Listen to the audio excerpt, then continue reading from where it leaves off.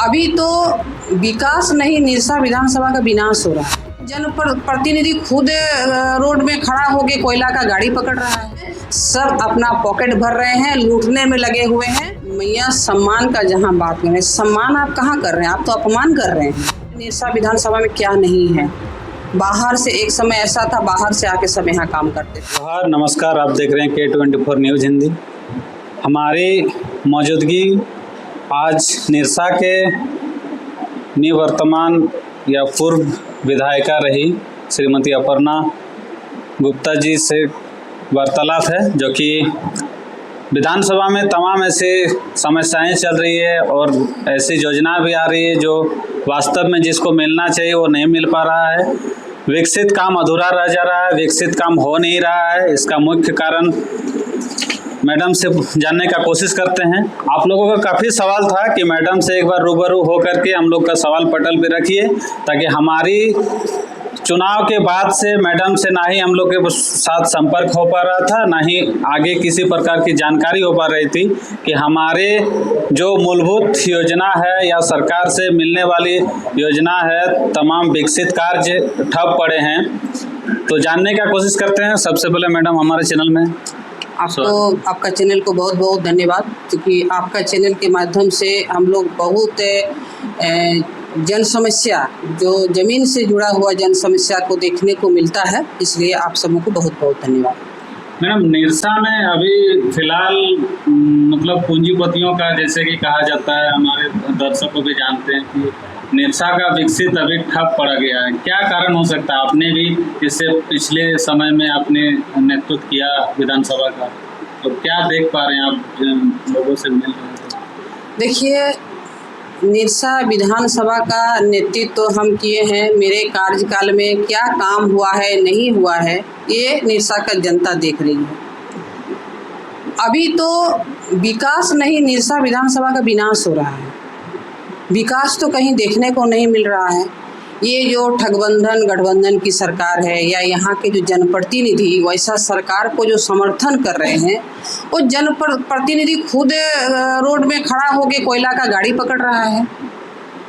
तो चोरी जो चल रहा है, तो किनका सरकार है, किनका समर्थन में आज कोयला चोरी, बालू चोरी, यहाँ तक कि गौ माता का मतलब किस तरह के तस्कर हो रहा है, किस तरह से बालू मतलब मछली का हो रहा है। सरकार किसका है? नेतृत्व तो कौन यहाँ कर रहा है? सरकार को समर्थन कौन दे रहा है?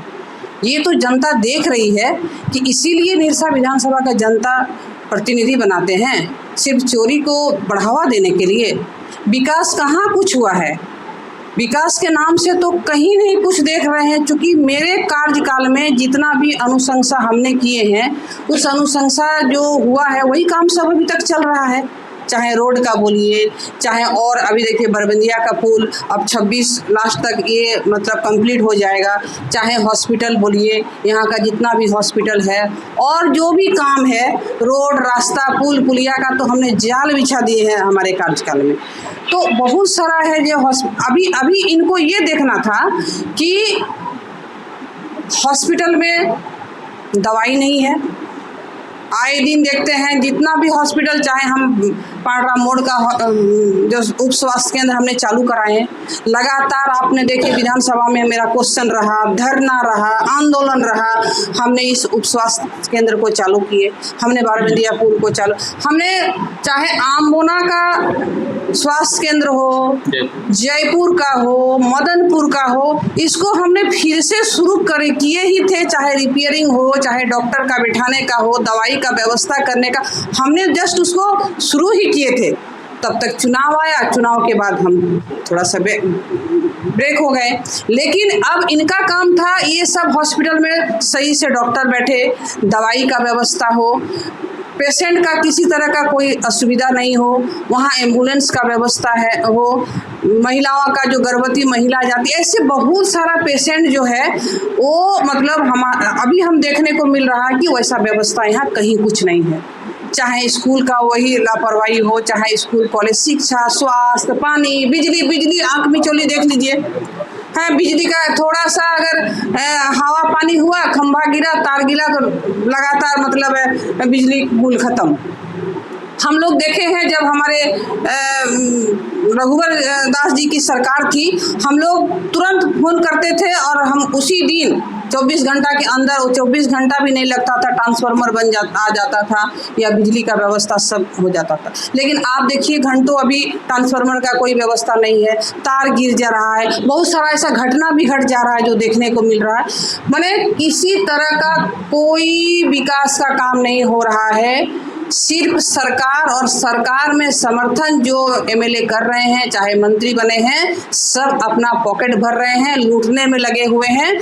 मतलब जनता त्रस्त, सरकार मस्त होके बना हुआ है यहाँ। मैडम, निरसा की आपने जो नेतृत्व किया है, आपने भी बहुत करीब से देखे होंगे कि निरसा की वास्तव में समस्या है लोगों की, चाहे पीने की पानी हो या फिर स्वास्थ्य से जुड़ी हो, फिर नौकरी या फिर बहाली के तौर पर हो, पारदर्शिता रूप से नहीं होती है। क्योंकि इसमें सरकार भी इन्वॉल्व होती है, नहीं होती है, अपना पल्ला झाड़ लेती है। इसमें जनप्रतिनिधि भी जो अभी वर्तमान में चल रहे हैं वो भी अपना पल्ला झाड़ लेती है कि ये सिस्टम ऊपर से जो करेंगे वो होगे। लेकिन निरसा का आवाज विधानसभा में ना गूंजता है, ना ही किसी बड़े स्तर पर देखने को मिलता है। देखिए, इसीलिए तो हम कह रहे हैं जनप्रतिनिधि, उसका काम होता है सिर्फ जनता का प्रतिनिधित्व करने का, न कि हम भूमि माफिया बने।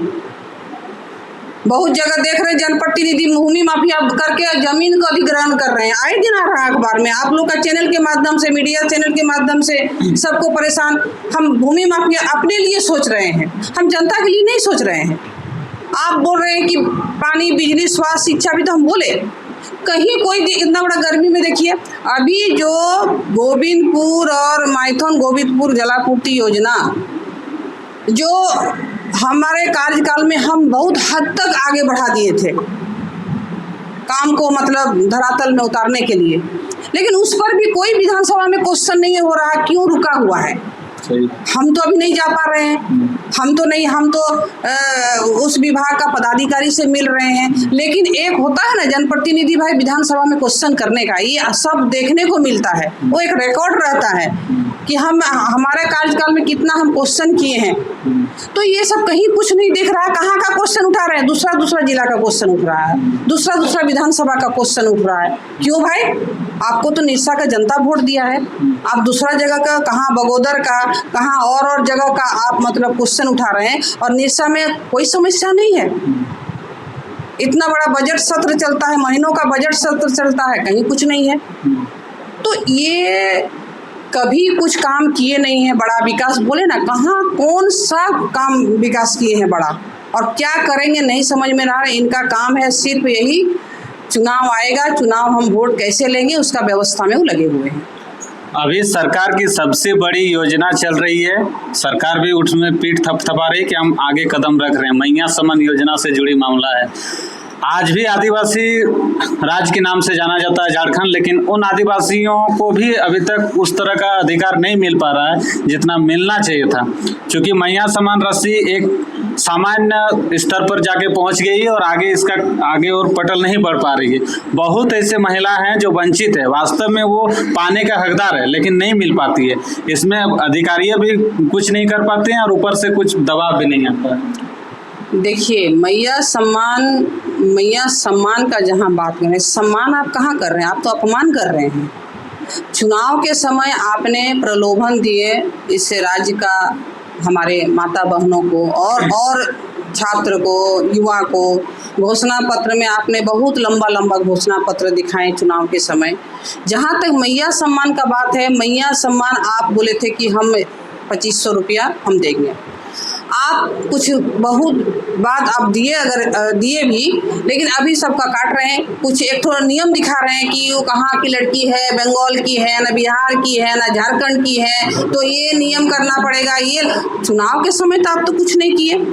इस तरह से एक अपने से नियम बना के आप उसको काट रहे हैं, फिर धीरे धीरे मैया सम्मान को मतलब काट के एकदम आप ये कर रहे हैं। तो ये तो आपको नहीं करना था, आप तो अपमान कर रहे हैं मैया को।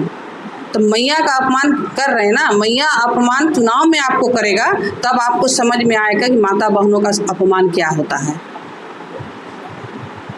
अभी रोजगार को लेकर बहुत बड़ी समस्या बढ़ रही है। अभी नौजवान जहां अपनी रोजगार खुद के दम पर करना चाहिए, शिक्षा के माध्यम से करना चाहिए, वहीं युवा पलायन के लोग कर मजबूर हैं। देखिए, रोजगार के विषय में तो सही में हमारे निरसा विधानसभा में क्या नहीं है।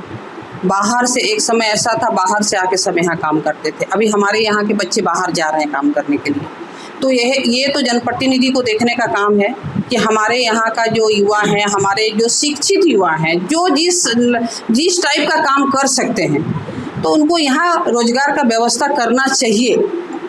ये हम देख रहे हैं आए दिन, सही में बेरोजगारी का यहाँ दिन प्रतिदिन यहाँ क्या नहीं है, सब व्यवस्था है, रोजगार का करना चाहिए।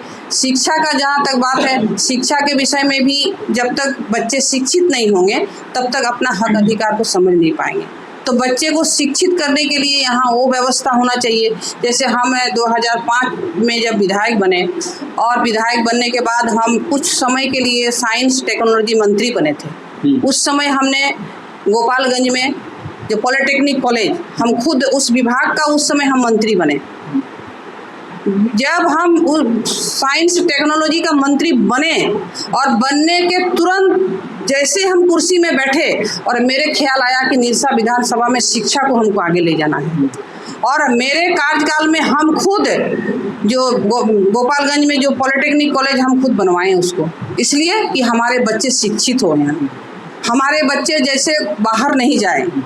इसी तरह से चाहे स्कूल हो, कॉलेज हो, बच्चे को सुख सुविधा मिले, इसका भी हमने उस समय बहुत प्रयास किए।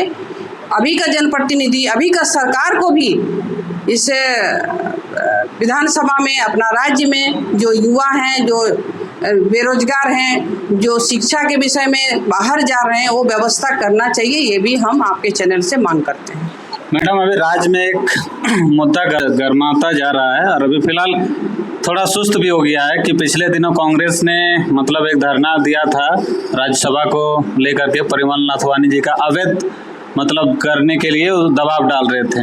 तो अभी क्या लगता है, आप लोग उस परिमल नाथवानी के सपोर्ट में है पूरा भाजपा झारखंड से लेकर के, जो मतलब अभी वो मतलब उम्मीदवार बने हैं, ऐसे पार्टी के थ्रू से तो सिंबल मिला नहीं है भाजपा की तरफ से, वो एक सपोर्टेड सदस्य बनकर आए हैं, तो क्या लगता है कि जीत पाएंगे इस बार? देखिए, हम लोग का विधानसभा में विधायक का संख्या कम है, इसमें 28 चाहिए, लेकिन हम लोग का 24 है। तो देखिए, यहाँ हम लोग दूसरा दल जैसा खरीद फरोख्त का हम लोग भारतीय जनता पार्टी नहीं है कि हम लोग किसी को खरीद के वो 4 का संख्या को बढ़ाएंगे, वैसा नहीं है। हम लोग 24 हैं तो बस 24 है, हम लोग 28 नहीं हैं, तो हम लोग कैसे हम राज्यसभा जीत सकते हैं? तो इसलिए निर्दलीय वो आए, हमारे शीर्ष नेतृत्व के पास, हमारे राज्य में, केंद्र में शीर्ष नेतृत्व के पास आए, समर्थन दिए और आशा है, पूरा विश्वास है कि जीत के आएंगे। बस क्या लगता है बाकी और भी 4 विधायक की जरूरत पड़ेगी? आपके राष्ट्रीय अध्यक्ष भी आए थे रांची, आपने मिले भी होंगे, तो क्या बैठक में पता चला कि वास्तव में क्या एक सीट निकल पाएगी? देखिए, ये हम लोग का समर्थन करना था, हम लोग समर्थन किया। आगे जो परिमल नाथवानी जी हैं, वो अपना प्रयास कर रहे हैं, लेकिन हम लोग का काम था समर्थन करने का, हम लोग समर्थन किए हैं। आगे 4 का क्या करेंगे वो अपना देखें।